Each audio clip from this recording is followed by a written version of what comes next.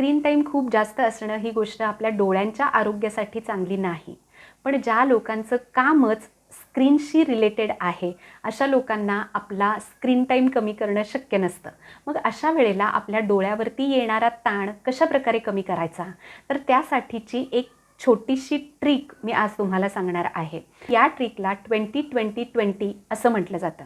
आता म्हणजे नेमकं काय करायचं?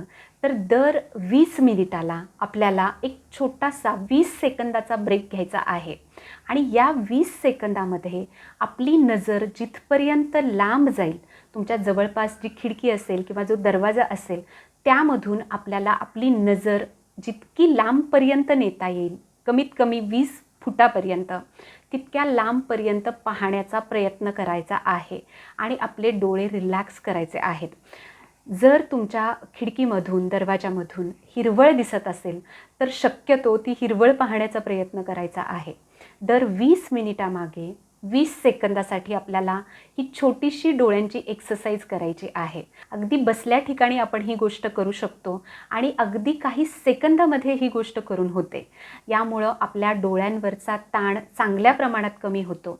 आपले डोळे निरोगी राहण्यासाठी मदत मिळते आणि आपल्या डोळ्यांचे स्नायू रिलॅक्स होण्यासाठी सुद्धा मदत मिळते.